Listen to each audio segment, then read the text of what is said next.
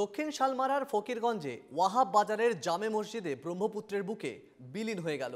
কয়েকদিন আগে মসজিদের একাংশ ভাঙনের কবলে ধসে পড়েছিল। আজ পুরো মসজিদ নিশ্চিহ্ন হয়ে গেল। মসজিদের একাংশ ভেঙে পড়ার পর গত কয়েকদিন ধরে ব্রহ্মপুত্রের প্রবল স্রোতে মসজিদের নিচের মাটি ধসে যায়। অবশেষে আজ নদীর বুকে কার্যত নিশ্চিহ্ন হয়ে গেল মসজিদ।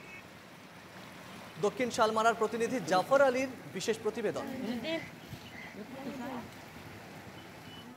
এই মুহূর্তে আমি রয়েছি দক্ষিণ শালমারার যে ফকিরগঞ্জ ওয়াহাব বাজার রয়েছে। ওয়াহাব বাজারে কয়েকদিন থেকে নদী ভাঙনের ফলে এখানে একটা মসজিদ ঘর ছিল, আল্লাহর ঘর, নামাজ পড়া মসজিদ ঘরও কিন্তু ইতিমধ্যে নদীতে যা গিয়েছে। তো আমার সঙ্গে এখানকার কিছু লোক আছে, এদের কাছ থেকে জানতে চাইবো আসলে কি বলবেন দাদা, যেহেতু আল্লাহর মসজিদ ঘর এটাও কিন্তু ভেঙে গেছে নদীর মাঝখানে। আসসালামু আলাইকুম।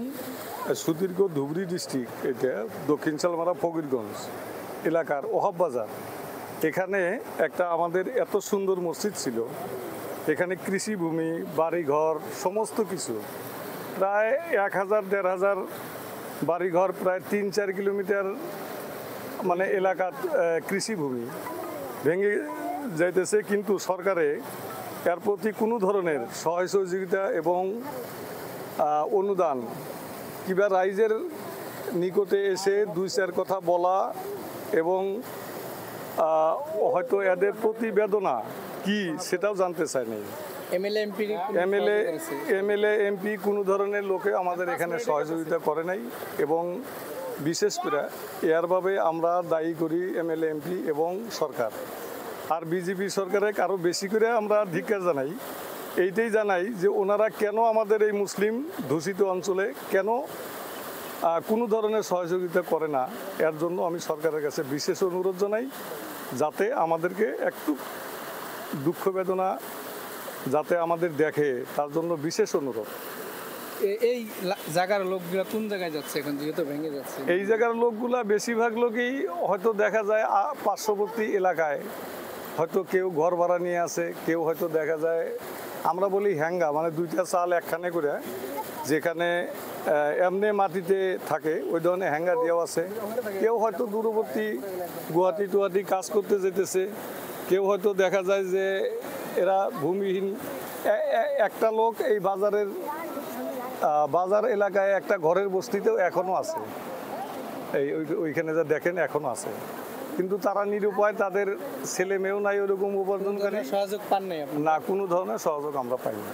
তো এই যে শুনলেন, তো আমার প্রযুক্ত বন্ধুর সহযোগে আমি যে নদী ভাঙছে এই নদী দেখানোর জন্য চেষ্টা করব আসলে ক্যামেরার সামনে কিভাবে রয়ে গেছে এই মসজিদ ঘর, আল্লাহর নামাজ পড়া যে মসজিদ ঘর রয়েছে। এই মসজিদ ঘরটা কিন্তু ইতিমধ্যে নদীর মাঝখানে চলে গিয়েছে। কিন্তু এখানকার যে জনসাধারণ কিন্তু একটা ইতিমধ্যে অভিযোগ করেছে, এখানকার যে স্থানীয় বিধায়ক হযরত আলী চৌধুরী, সংসদ রকিবুল হোসেন, এনারা কিন্তু এনাদের প্রতি কোনো ধরনের গুরুত্ব দেয়নি, কারণ কামকাজ করেনি। কামকাজ করলে তাহলে কিন্তু হয়তো এই জায়গাটা রক্ষা করতে পারতো। হয়তো আরও কিছু সময়ের মধ্যে এই মসজিদটা সম্পূর্ণ চলে যাবে। এখানকার যে লোক রয়েছে, স্থানীয় লোক রয়েছে, ওয়াহাব বাজার রয়েছে, ওয়াহাব বাজার হয়তো আরও 2-1 দিন পরে থাকবে না, কারণ এখানকার যে মানুষগুলো রয়েছে নদীর ভাঙনের ফলে এরা কিন্তু বিভিন্ন জায়গায় যেতে লেগেছে।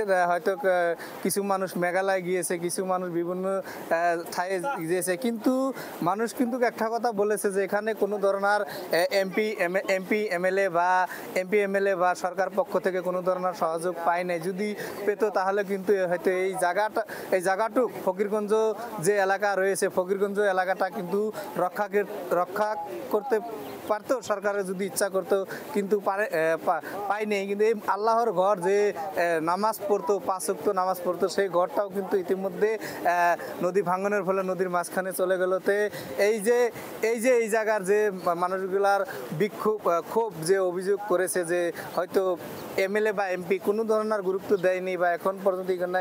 কিছুদিন আগে কিন্তু স্থানীয় বিধায়ক হযরত আলী চৌধুরী বা সংসদ রকিবুল হোসেন এদের বিপক্ষে কিন্তু স্থানীয় রায় সাধারণ রাইজ কিন্তু প্রতিবাদ করেছিল, এখানকার ওহাব বাজার ফকিরগঞ্জের মানুষগুলো প্রতিবাদ করেছিল। তখন কিন্তু স্থানীয় বিধায়ক বা সংসদ রকিবুল হোসেন কথা দিয়েছিল যে আমি যেমন করে পারি হয়তো ফকিরগঞ্জ যে এলাকা রয়েছে আমি রক্ষা করার জন্য চেষ্টা করব, কিন্তু প্রতিশ্রুতি রয়ে গেল, কিন্তু এখন পর্যন্ত কিন্তু ওহাব বাজার কিন্তু রক্ষা করতে পারলো না।